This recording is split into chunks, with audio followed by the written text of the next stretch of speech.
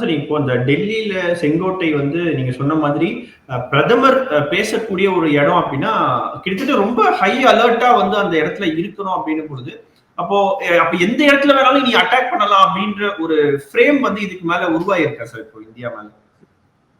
நீங்க பார்த்தீங்கன்னா, எந்த இடமுமே வந்து கிட்டத்தட்ட அமெரிக்கா போன்ற ஒரு பாதுகாப்பு அதிகமாக இருக்கக்கூடிய நாட்டிலேயே வந்து ட்வின் டவர்ஸையே காலி பண்ணிட்டாங்க. பென்டகன்லலாம் பாம்பு போட்டாங்க அல்-காய்தா. ஸோ எந்த இடமுமே வந்து உங்களுக்கு வந்து இந்த இடத்துல இந்தியன் பார்லிமெண்ட்டயே அட்டாக் பண்ணியிருக்காங்க. ஜெய்ஷ் இ முகமது டெரரிஸ்ட் அதெல்லாம் கிடையாது. பட் நீங்க வந்து இந்த மாரி டெரர் சஸ்பெக்டபிள் இந்த மாரி டெரர் ப்ரோன் ஏரியாஸ்க்குலாம் நீங்க என்ன பண்ணணும்னா, நீங்க செக்யூரிட்டிய எப்பவுமே கொஞ்சம் ஓரளவுக்கு அங்க வச்சிருக்கணும். குறிப்பா பார்த்தீங்கன்னா, டெல்லிய பொறுத்தவரைக்கும், டெல்லி வந்து கொஞ்சம் எப்பவுமே ஹை செக்யூரிட்டி ஜோன். நீங்க வந்து லால் கிலா இந்த ஓல்ட் டெல்லியில பெருமளவுக்கு செக்யூரிட்டி இருக்காது. பட் கிட்டத்தட்ட நியூ டெல்லியில இருந்து ஒரு 3, 4 கிலோமீட்டர்ல ஓல்ட் டெல்லி வந்துரும்.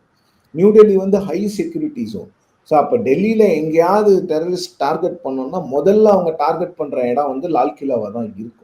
ஏன்னா, அங்க தான் அதிகமான மக்கள் கூடுவாங்க டெல்லியில.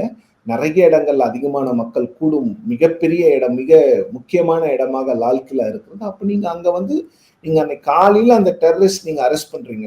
டெல்லி பக்கத்துல அரெஸ்ட் பண்றீங்க. ஃபரிதாபாத்ல அரெஸ்ட் பண்றீங்க.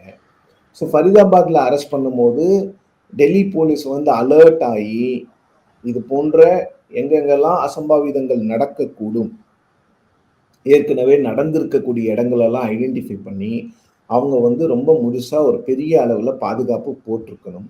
அங்க டெல்லி போலீஸோட ஃபெயிலியர் இருக்கு. இன்டெலிஜென்ஸ் ஃபெயிலியர் இருக்கு. ஆச்சி ராயல் குலோப் ஜாமுன் பேக்ஸ் 1 வாங்கினால் 1 இலவசம்.